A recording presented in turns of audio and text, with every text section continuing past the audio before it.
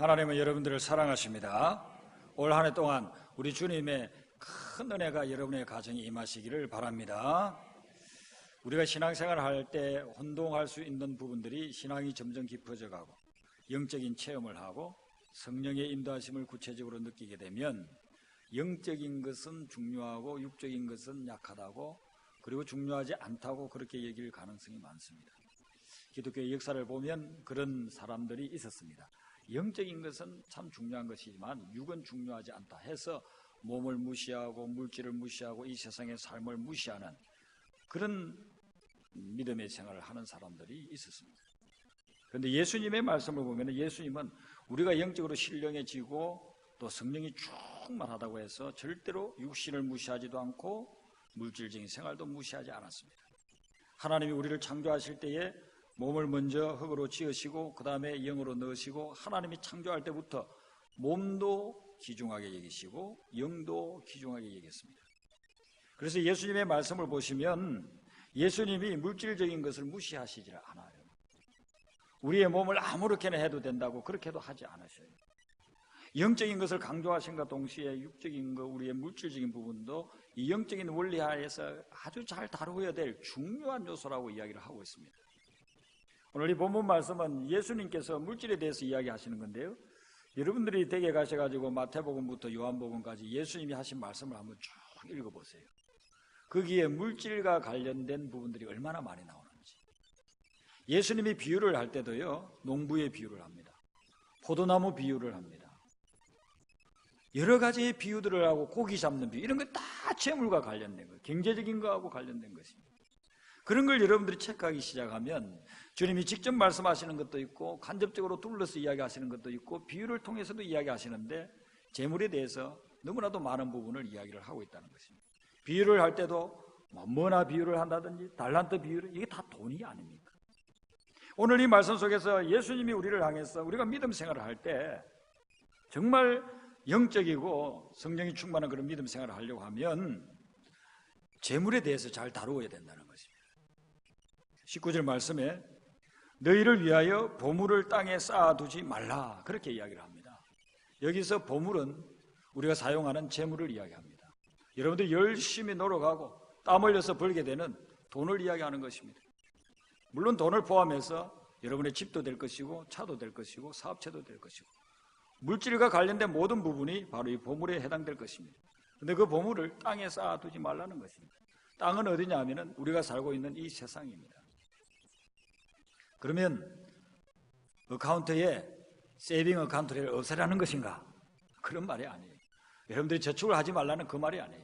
여기서 보물을 땅에 쌓아두지 말라고 하는 것은 이 세상에서 벌게 된 재물을 이기적으로 욕심의 발로 해서 자기만을 위해서 사용하려고 하지를 말아라 하는 것입니다. 우리가 돈을 열심히 벌어가지고 내 욕심, 내 쾌락, 나의 즐거움만을 위해서 쓰는 그런 경우들이 있잖아요. 하나님 만나기 전에 우리가 그럴 수 있잖아요. 또 하나님을 만났어도 우리가 그런 삶에 여전히 젖어 있을 수 있잖아요. 그래서 예수님께서 사람들에게 이야기하는 거예요. 너희가 보물을, 너희들이 세상에서 번 재물이 보물같이 존귀한 거 아니냐, 그걸 절대로 땅에 쌓아두지 말아라. 자기 욕심을 위해서, 자기 쾌락을 위해서, 자기 마음대로 쓰기 위해서 그렇게 쌓아두려고 하지를 말아라는 것입니다. 왜 그러느냐 하면 그 이유를 말씀하기를, 거기는, 이 세상은, 거기는 좀과 동록과 도둑이 있다는 것입니다. 좀은 젊은 세대들은 잘 이해하지 못할 수도 있어요. 그전에 한 3, 40년 전만 해도요, 옷을 장롱 속에 넣어 놓으면은 좀이라는 게 생겨가지고 옷을 다 갉아먹어버려요. 특별히 무명으로 만드는 그 옷, 목화로 만드는 옷들은 이 벌레들이 좋아해가지고 다 갉아먹어버립니다. 그 갉아먹어버리면 옷을 입을 수가 없어요. 여기저기 구멍이 나고 아주 보기가 흉합니다. 그래서 소독을 넣어놓잖아요. 옷 사이사이에 신문지에 넣어가지고 소독을 넣어놓고, 그러면 그 좀이 안 생기니까. 요즘은 뭐 세탁을 잘하고 또 오랫동안 그렇게 보관하지도 않고 수시로 이렇게 빨래도 하고 그렇게 하기 때문에 좀이 없어진 세상에 우리가 지금 살고 있잖아요.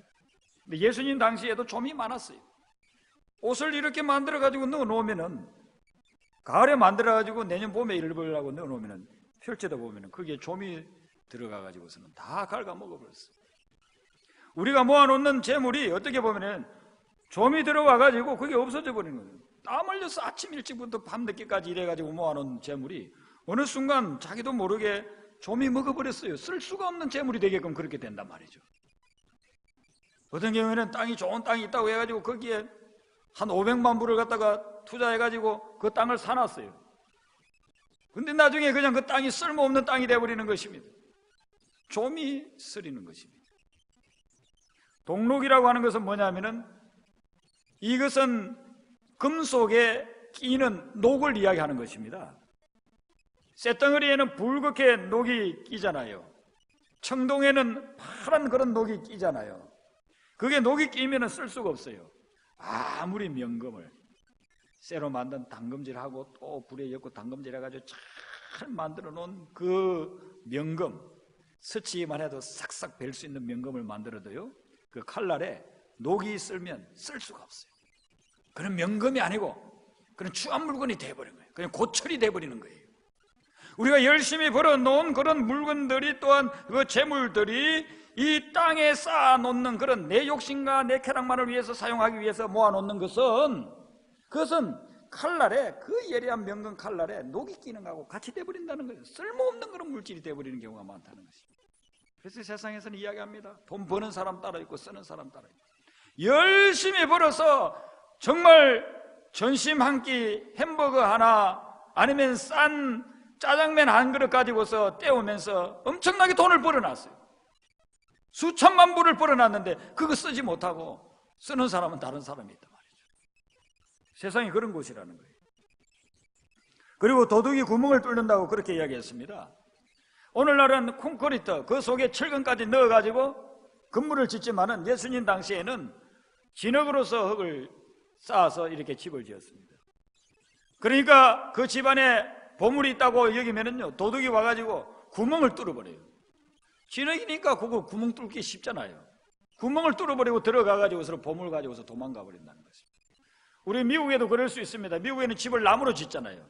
잘 드는 전기톱까지 와가지고요, 몇 번만 쓱쓱 해버리면요, 큰 구멍이 나버립니다. 그 나무로 다 되어 있으니까 나무 다 잘라버릴 수 있다는 것이죠. 우리가 이 땅에서 열심히 모아놓은 돈들이, 물질들이 이런 식으로 빠져나갈 수 있다는 거예요. 어떤 사람은 주식을 샀습니다. 그 회사, 든든한 회사라고 생각해가지고 상당히 많은 돈을 투자해가지고 주식을 샀습니다. 한 1,000만 불어치 샀습니다. 재산이 많으니까. 그래서 그 1,000만 불 가지고 이제는 이 회사가 운영만 잘 되면은 배당만 받아도 엄청난 그런 수익이 매년 들어오게 되어 있는 거예요. 그런데 금융위기가 나가지고 그 회사가 그냥 무너져 내려버렸어요. 1,000만 불어치 사는 주식이요, 이게 완전 종이 쪼가락이 되어버린 거예요. 종이 쪼가락. 아무 쓸모가 없는 것이 되어버린 거예요. 자기 평생을 모은 돈을 투자를 한 거예요. 금융위기 와가지고 회사가 문 닫아버리니까 그 회사 주식이요, 아무 쓸모가 없는 것이 되어버린 거예요. 하루아침에 1,000만 불이 그냥 날아가 버리는 거예요. 날개도 없는 그 돈이 다 날아가 버리는 거예요. 예수님 말씀이 그런 말씀인 것입니다. 어떤 사람은 수출입업을 합니다. 그래서 물건을 수출하고 또 수입하고 이렇게 하는데, 환율의 변화에 따라 가지고요, 열심히 만들어 놓은 물건 수출하려고 하는데 환율 변화 때문에요, 가치가 그냥 뚝 떨어져 버려요. 본전도 못, 그런 결과를 가져오게 되는 경우가 있습니다. 물질에 대해서 여러분들이 지금까지 삶을 살아오면서 이런 경험들 아마 한두 번 이상은 해보았을 것입니다. 내 나름대로 열심히 모아놨지만은 그것이 날개 없는 물질이 그냥 날아가 버리는 거예요.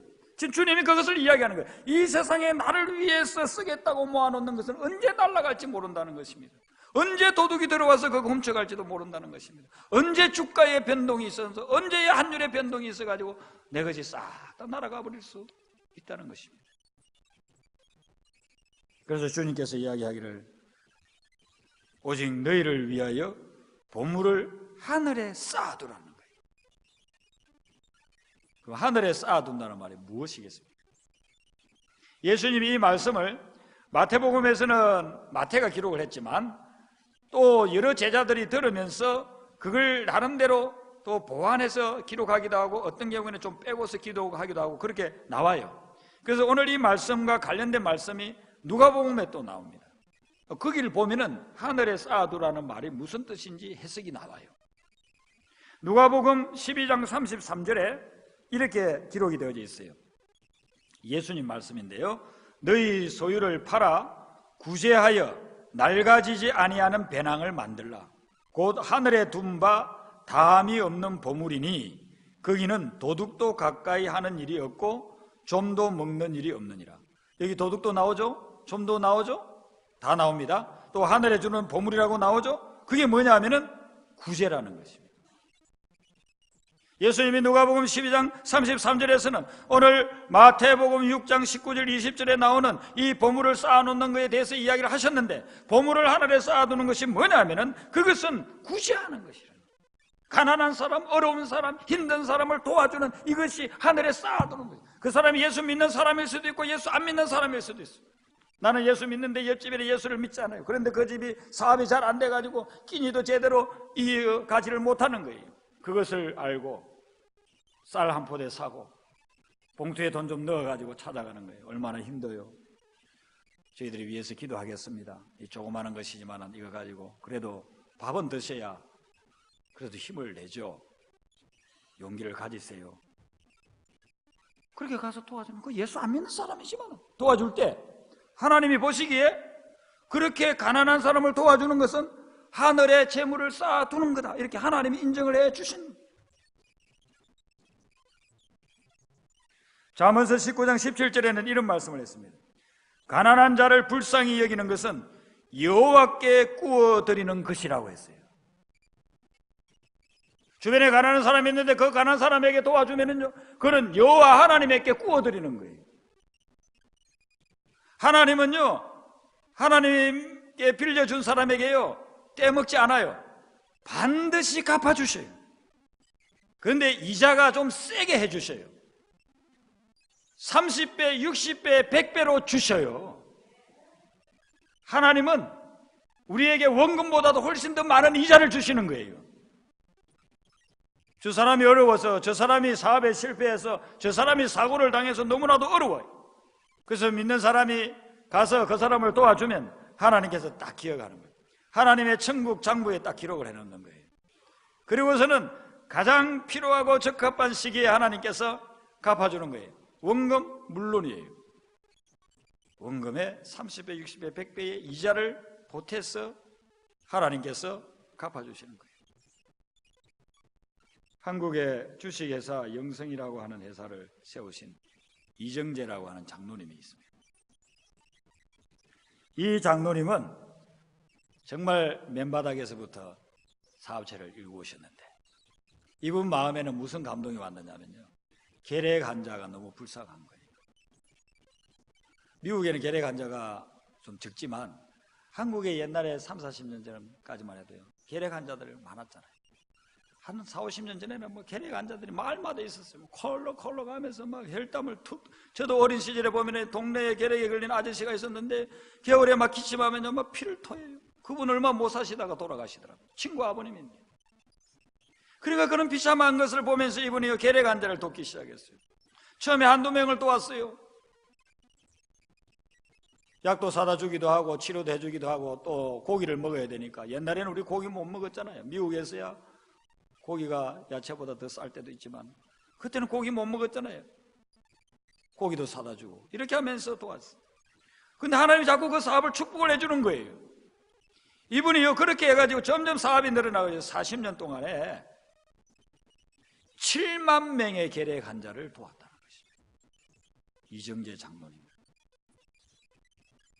하나님이 자꾸만 복을 주시니까 한 명도 없다가 5명도 없다가 10명도 없다가 이렇게 해서 40년 동안 도운 사람이요 7만 명이나 되었다는 것입니다. 놀랍지 않습니까?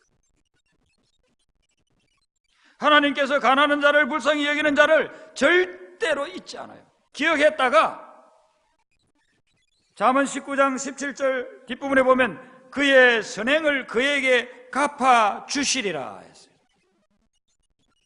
그의 선행을 하나님께서 갚아주시리라고 그렇게 약속을 한 것입니다. 더불어서 여러분, 보물을 하늘에 쌓아둔다는 말은 뭐냐 하면 하나님의 일에 재물을 사용하는 것을 이야기하는 거예요.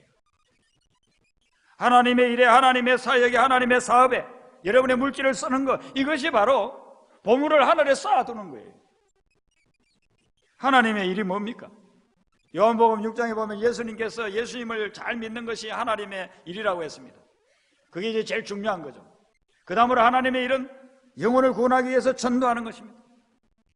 교회에서 재정이 많지 못하니까 전도비를 넉넉히 못 드려요.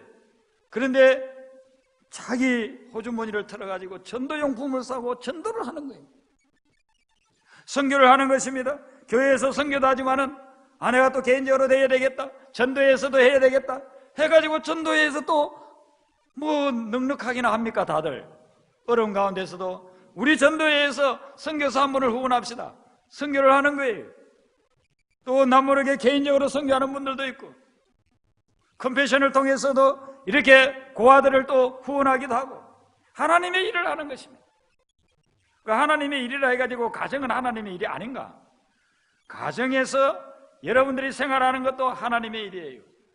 여러분의 자녀들이 앞으로 영적으로 잘 자라가지고 이 이민사회와 미국과 세계를 변화시킬 영적인 인물들이 여러분의 가정에서 나올 것입니다. 그들을 기도하면서 물질을 쓰면서 교육을 시키고 먹여주고 입혀주고 하는 그것도 하나님의 일이에요. 교회 와서 하는 일만 하나님의 일이고, 선교지 가서 하는 일만 하나님의 일이고, 가정의 일이나 생업의 일은 하나님의 일이 아니다. 그게 아니에요. 하나님의 목적을 위해서 하는 일들은 다 하나님의 일이에요. 그런 데에 물질을 사용하게 될 때 하나님께서는 그것을 하늘에 쌓아두는 거라고 그렇게 여긴다는 것입니다. 저기 라스베가스 가가지고서는 거기에서 그냥 도박하고 있는 그것은요, 땅에 쌓아두는 것도 아니고 그것은 그냥 땅에서 흡입해버리는 거예요. 그냥 내가 먹고 마시고 놀러 다니고 이런 거는 다 땅에 쌓아두는 거예요. 내 쾌락을 위해서, 내 즐거움을 위해서 쓰는 것은 다 땅에 쌓아두는 거예요.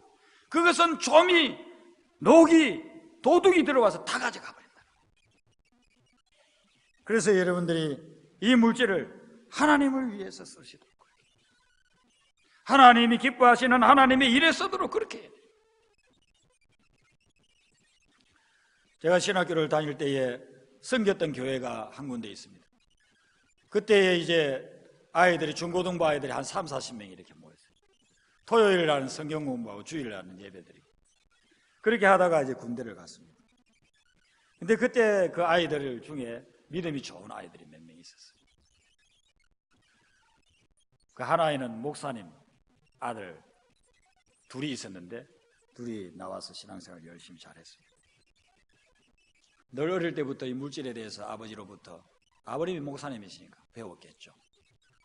또 중고등부에서도 늘 그런 부분을, 너희들이 앞으로 하나님 말씀대로 살아서 복을 받으면 물질을 좋은 데 써야 된다. 하나님이 원하는 곳에, 가난한 사람 도와주는 곳에, 그런 데 써야 된다. 늘 그렇게 교육도 했죠. 오랜 시일이 지나고 저도 다른 데서 사역하고, 그리고 나서 시간이 지나고 난 후에 이제 만나게 됐는데, 여기 미국에 와가지고, 고등학교 때 미국에 와가지고 그 머리가 똑똑했는데 믿음도 좋고 하니까 하나님 축복을 많이 해줬어요. 뉴욕에서 투자회사와 관련된 일을 했어요. 돈을 많이 벌었어요. 그 회장이 잘 봤어요. 아주 성실하니까, 믿음이 신실하니까 잘 봐가지고 계속 끌어주는 거예요. 그래서 올라가고 또 자기 사업체를 하게 되고 돈을 많이 벌게 됐어요. 선교지에서 선교사들이 뭐 어렵다 하면요, 10만 불, 20만 불을 보내요. 잘 쓰잖아요. 하나님이 계속 축복을 해주는 거예요. 한국에 서울신학대학교라고 신학교가 있습니다. 거기에서 정부에 이렇게 내야 될 그런 재정이 한 7, 80만 불 된다고 합니다. 근데 그걸 내지 않으면 학교 운영이 어렵다고 합니다. 그런데 이분이 이제 지금은 장로가 됐죠. 그 장로님이 100만 불을 기부를 했습니다.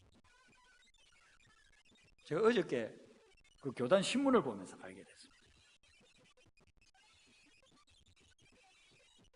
하나님의 방법대로 하나님의 일을 위해서 쓰니까 하나님께서 계속해서 채워주십니다. 그 뭐 재산이 얼마인지는 모르지만 여러분 10만 불, 뭐 100만 불 이게 적은 돈입니까? 얼마나 큰 돈입니까? 근데 하나님을 위해서 하나님의 일꾼들을 키워내는 그 신학교에 그것을 헌납을 하는 거예요. 하나님은 약속을 하고 있는 거예요. 디모데전서 6장 18절에 보면 이런 약속을 해줘요. 선을 행하고 선한 사업을 많이 하고 나누어 주기를 좋아하며 너그러운 자가 되게 하라. 그러면 어떻게 하느냐? 디모데전서 6장 19절에 이것이 장래에 자기를 위하여 좋은 틀을 쌓아 참된 생명을 취하는 것이 된다라고 해요. 그렇게 해놓으면 장래에 자기를 위하여, 오늘 이 말씀해 보세요. 19절 20절에 보면 너희를 위하여 너희를 위하여 재물을 땅에 쌓아두지 말고 너희를 위하여 재물을 하늘에 쌓아두라고 그래요. 그게 쌓아두면, 하늘에 쌓아두면 다 우리를 위한다는 거예요. 우리를 위해서 하나님이 그걸 통해서 역사해 주신다는 것입니다. 그게 재정의 원리인 것입니다. 그러면서 21절에 예수님 뭐라고 말씀하십니까?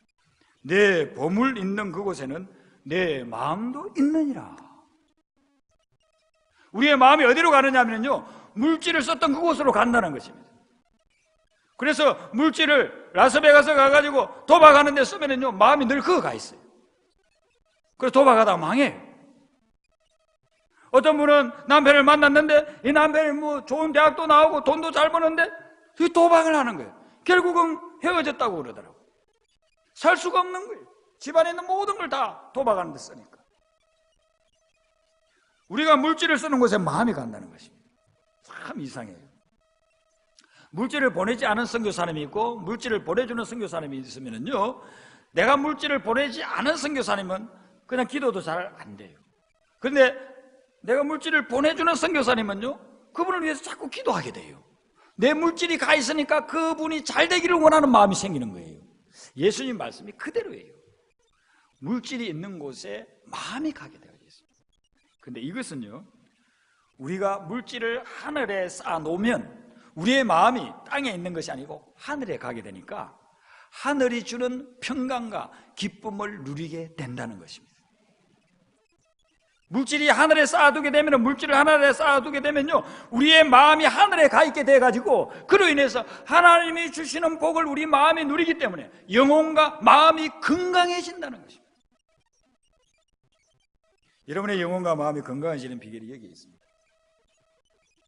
여러분들이 자꾸 옹색해지고 세상에 쌓아두려고 하면요, 여러분의 마음과 영혼이 병들게 되어 있습니다.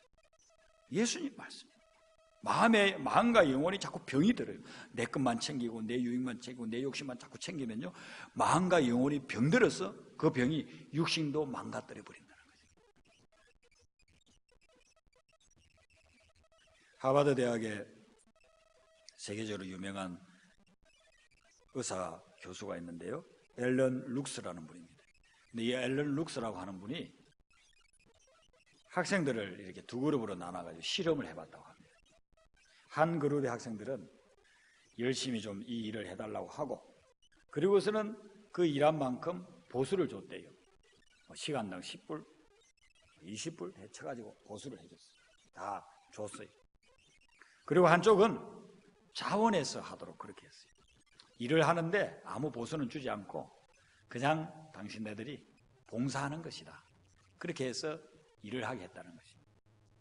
그렇게 이제 일을 하고 나서 이 학생들을 건강검진을 해봤다고 합니다. 피를 뽑아가지고 얼마만큼 건강에 그런 변화가 있는가. 근데 열심히 일해서 보수를 준 학생들은요, 아무 변화가 없더래요. 그런데 봉사하게끔, 보수를 주지 않고 자원하는 마음으로 봉사하게끔 한 사람들은 검진을 해보니까 이 몸에 좋지 않은 것들을 물리치는 그런 항체 있잖아요. 항체. 병균이 들어오며 항체가 있어야 그 병균을 물리칠 수 있잖아요. 근데 그 항체가 월등히 많아져 있더라는 거예요. 신기하잖아요. 그런데 계속해서 그 실험을 반복을 해도 똑같은 결과가 나와요. 만약에 일주일 일을 했는데 일주일에 일 열심히 한 대가로서 1000불을 줬어요. 그럼 그 사람은 그냥 항체가 똑같아요. 일하기 전이나 일하기 후나. 그런데 일주일 열심히 1000불어치 일을 했는데 자기는 그거 안 받아요. 그건 전 도네이션 하겠습니다, 이런 마음으로 일을 한 사람들은요, 그 좋은 항체들이요 막 증가하더라는 거예요. 놀랍죠. 그래서 이 연구를 계속 해가지고 이분들이 이게 결과적으로 나타낸 결론이 어떤 거냐면요, 남을 돕는 것을 자꾸 좋아하는 그런 사람들은요, 엔돌핀이 보통 사람의 3배나 나온다. 엔돌핀이 좋은 거라는 걸 여러분들이 아시잖아요. 그 좋은 그런 호르몬이 3배나 나오더라고요. 그러면서요, 우울증 환자들이요, 우울증 그 증세가 치유가 되더라고요. 남을 도우니까. 그리고 막 고혈압 환자들은요, 혈압이 정상으로 이렇게 내려오더라는 겁니다. 알코올 중독자들 치유하기가 참 어렵잖아요. 알코올 중독자들이 매주마다 모이고 어떤 데는 가보면 매일마다 모이는 그런 모임들이 있거든요. 그렇게 해서 알코올 중독자들이 치유되는 확률이 어느 정도냐면요, 22%랍니다. 100명의 알코올 중독자들이 여러 가지 프로그램이나 약물이나 이런 걸 통해 가지고 치유를 받으면 치유될 수 있는 가능성이 22%랍니다. 그런데요, 이 알코올 그 중독자들에게 자원해서 남에게 봉사하게끔 했더니만은요, 무려 40%나 치유가 되더라는 것입니다. 여러분, 하나님이 우리를 이렇게 만들어 놨어요. 우리의 마음이 어디로 가느냐에 따라서 우리가 건강해질 수도 있고 우리가 병든 삶을 살아갈 수도 있다는 것입니다. 우리의 마음을 하늘에 두게 될 때에, 내가 중요하게 생각하는 그 재물을 하늘에 쌓을 때에 하나님이 우리의 영혼과 마음과 삶을 축복해 주신다는 것입니다.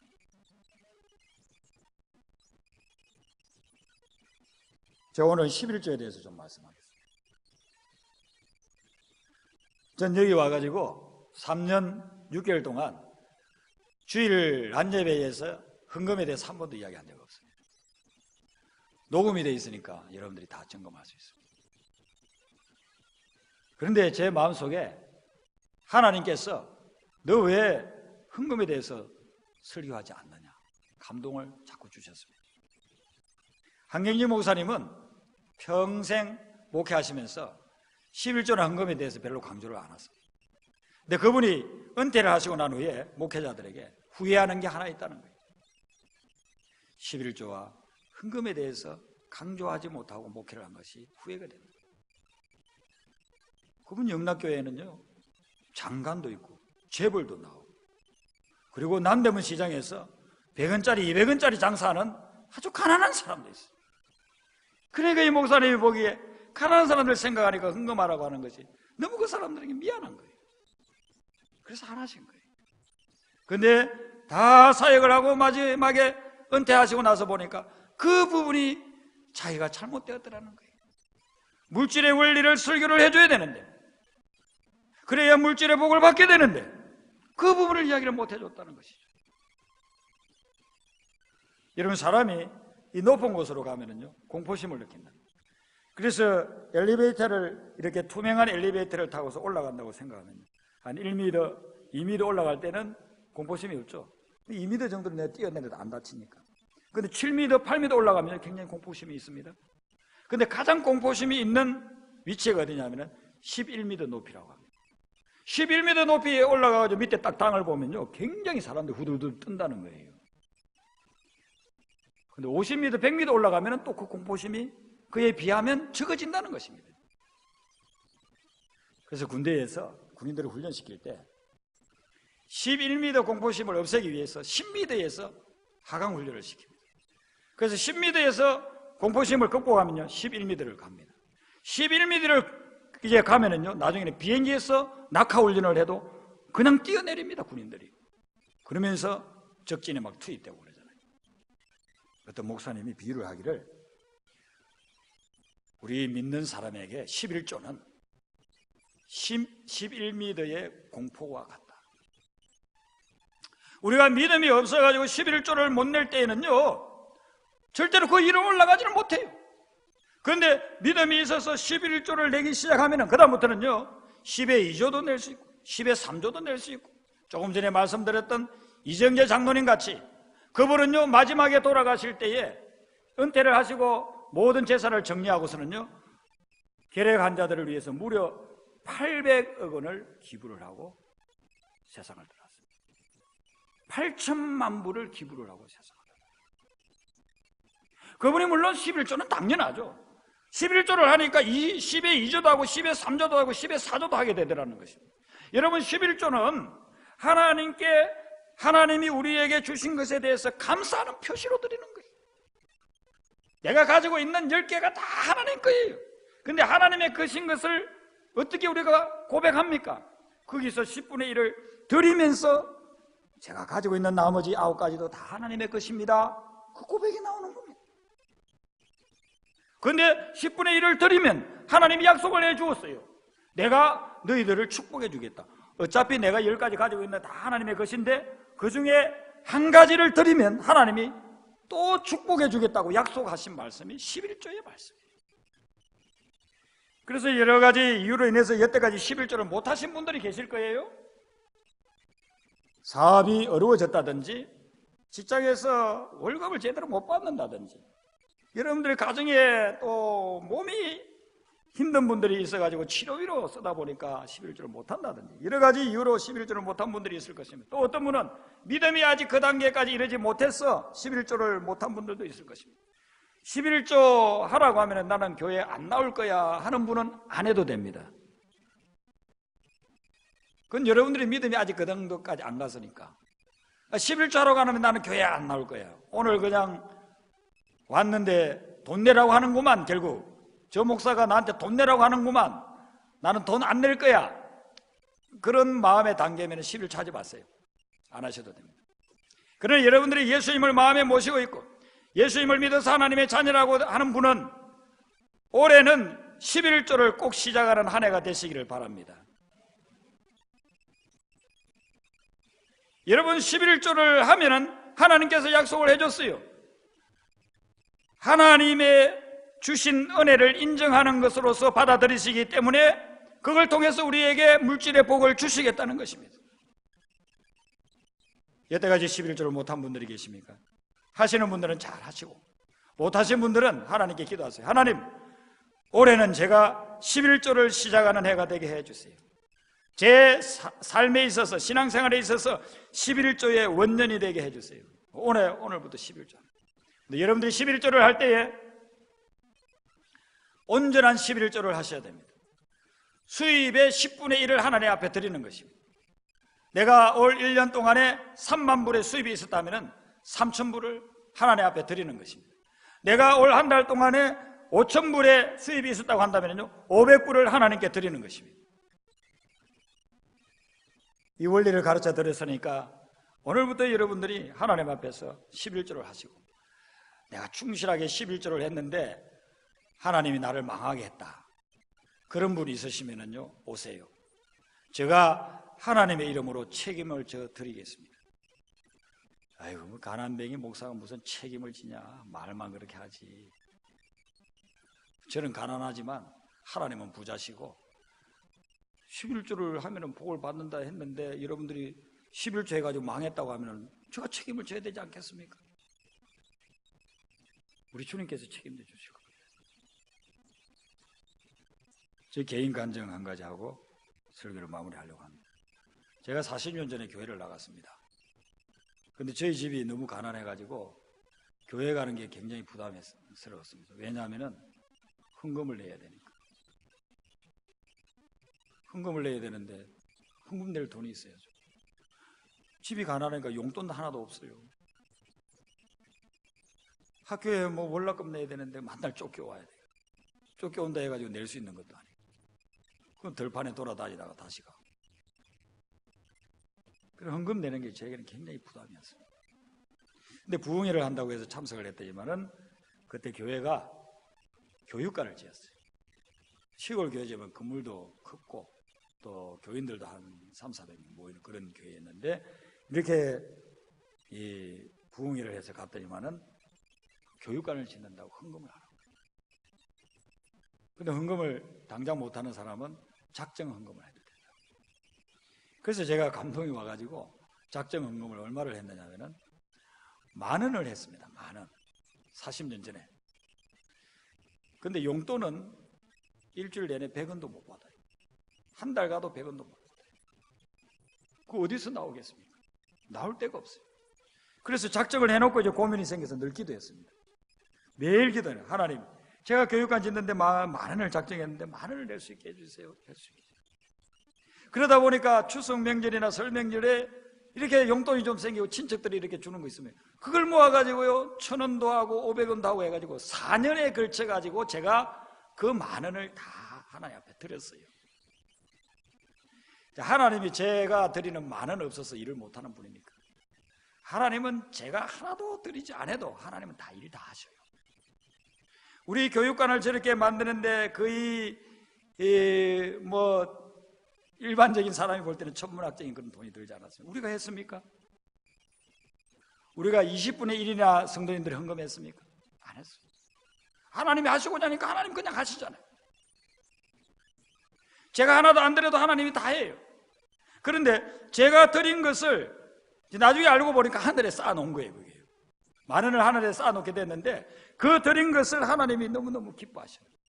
그 다음부터 하나님께서 축복을 해주시기를 시작하는데요, 제가 신학교를 가고 대학원을 가고 여기 유학을 올 때 공부하는 동안은요, 하나님께서 이렇게 저렇게 우리 부모님들이 한 푼도 도와주지도 못했는데 이 사람 저 사람들 통해서 도움의 손길을 통해 가지고 다 공부를 시켜주셨어요. 그걸 만약에 계산을 해본다고 한다면요, 10,000원에 30배, 60배, 100배 정도가 아니고 곱하기 하면 얼마입니까? 18만 배가 그 이상을 주시는 것 같아요. 하나님께서 이런 말할 수 없는, 제가 개척할 때에 또 공급해 주신 것까지 합친다고 한다면 이런 말할 수 없는 그런 복을 주셨어요. 드릴 수 없는 그런 입장에서 하나님 앞에 약속하고 하나님 이걸 드릴 수 있도록 해주세요 하면서 4년에 걸쳐서 10,000원을 드렸는데 하나님께서는 놀랍도록 30배, 60배, 100배 곱하기를 주신 거죠. 여러분, 오늘 말씀을 잘 들으세요.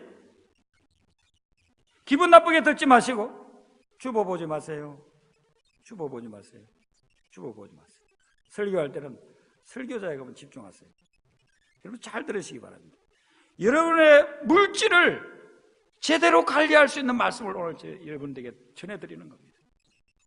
여러분들 꼭 명심하시고, 올해는 11조 안 했던 분들은 꼭 11조 하는 해가 되어져서 하나님의 영광을 드러낼 수 있도록 여러분의 삶에 놀라운 은혜의 큰 비가 내릴 수 있는 씨앗을 심는 한 해가 되시기를 주님의 이름으로 축원합니다.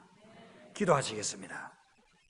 사랑해 주 하나님 아버지, 하나님이 저희들에게 생명을 주시고 가족을 주시고 우리가 신앙생활을 할 수 있는 교회를 주시고 물질을 주셨습니다. 우리 주님께서 말씀하시기를 너희들이 물질을 절대로 세상에 쌓아두지 말라고 했습니다. 거기에는 좀이 들끓고 녹이 쓸고 도둑들이 들어온다고 했습니다.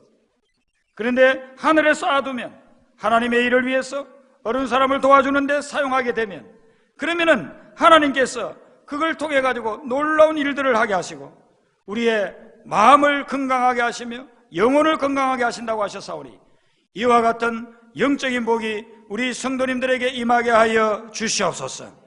그래 하여서 물질에 끌려다니는 삶이 아니라 물질이 따라오는 인생이 되게 하여 주시고 이 물질을 통해서 하나님을 주인 삼아 주님의 영광을 드러내는 거룩한 삶이 되고 아브라함에게 주셨던 그 복이 자손 만대에 임하는 역사가 있게 하여 주시옵소서. 예수님 이름으로 기도드리옵나이다. 아멘.